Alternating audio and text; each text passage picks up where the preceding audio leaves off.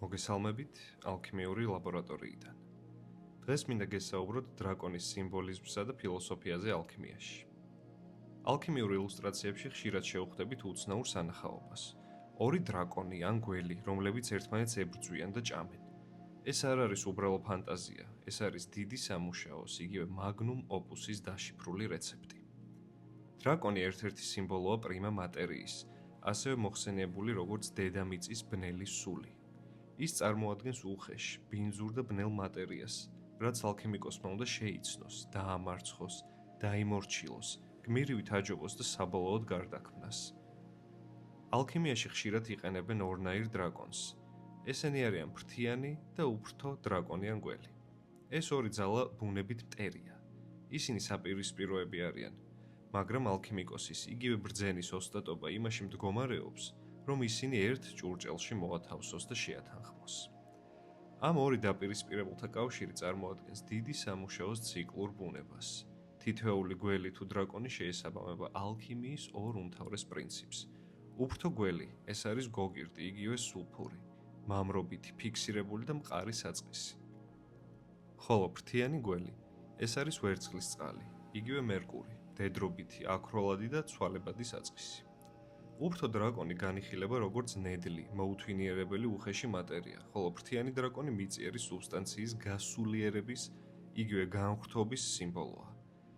ნიკოლა ფლამელი ამ ორ გველს განმარტავს როგორც ნამუშევრის ფუნდამენტურ ორმაგ მატერიას. მათი ურთიერთშთანთქმა არის ალეგორია იმ ქაოსური კონფლიქტისა, რომელიც წინ უსწრებს ფილოსოფიური ქვის შექმნას.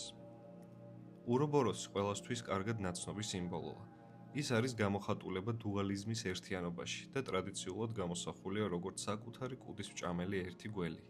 ეს არის ერთიანი ნივთიერების ეგვიპტური სიმბოლო, რომელიც მარადიულად ქმნის საკუთარ თავს. თუმცა ალქიმიაში ეს იდეა ორ გველად იშლება, რათა ხაზი გაესვას ერთიანობაში არსებულ დუალიზმს. როდესაც ფრთიანი დრაკონი უფრთოს კუდს კბენს და ჭამს, ამ დროს პოლარობები წრეში ერთიანდებიან. ეს არის სულის დუალისტურ ენერგიებს შორის სიმყარისა და ჰარმონიის მიღწევის სიმბოლო. დრაკონებმა საბოლოოდ ერთმანეთი უნდა მოკლან. ეს მიუთითებს ნიგრედოს, ანუ გაშავების ფაზაზე, როდესაც მასალა იხრწნება, იშლება და გარდაიქმნება სითეთრეში და მეტად ერთიანი ხდება. ალქიმიკოსებისთვის ეს პროცესი ხანდახან გომბეშოსა და არწივის ჯაჭვით გადაბმასაც წარმოადგენდა. არწივი, ანუ სული, დაბლა ეშვება გომბეშოს, ანუ მიწის სიმძიმით. ხოლო ჩვენი არსების მიწიერი ნაწილი, გომბეშო, სულისკენ მაღლდება. სწორედ ამ იდეის გამოსახატად გამოიყენებოდა ფრთაშესხმული და მიწიერი დრაკონის ხატებებიც. მითოლოგიაშიც ხშირად ხვდებით დრაკონებთან ურთიერთობას. ჰერკულესმა, იგივე ალქიმიკოსმა ან ბრძენმა, უნდა დაამარცხოს, ანუ დაიმორჩილოს მრავალთავიანი ლერნეს ჰიდრა, არასტაბილური ქაოტური მატერია და ასევე ლადონი, დრაკონი, რომელიც ჰესპერიდების ბაღში ოქროს ვაშლებს, ანუ უკვდავების სიმბოლოს იცავს. იასონმა ოქროს საწმისის იგივე ფილოსოფიური ქვის მოსაპოვებლად უნდა ძლიოს კოლხეთის უძილო დრაკონს. ეს დრაკონი განასახიერებს ფხიზელ და საშიშ ბუნებრივ ძალას, რომელიც უნდა დამორჩილდეს, რათა გმირმა ოქრო ხელში ჩაიგდოს. ჰერმესის კვერთხზე კი, რომელსაც კადუცეუსი ჰქვია, გამოსახულია ორი შემოხვეული გველი, რომლებიც ურობოროსულ ცეკვაში ჩაბმულნი მუდმივად შთანთქავენ ერთმანეთს. როგორც თქვით, ეს ორი გველი სიმბოლოა გოგირდისა და ვერცხლის წყლის, კაცურისა და ქალურის, სულიერისა და მატერიალურის, მყარისა და ორთქლებადის ბალანსისა და შერიგების. ასევე არსებობს სამთავიანი დრაკონის მცნება და ალქიმიაში ის უკავშირდება დიდი სამუშაოს სამ ფაზას და ტრანსფორმაციის სტადიებს.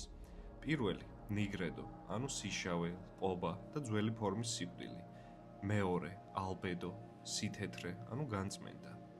ხოლო საბოლოო ფინალი არის რუბედო, სიწითლე, ანუ საბოლოო ტრანსფორმაცია.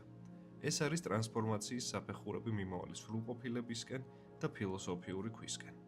დიდი მადლობა, დროებით.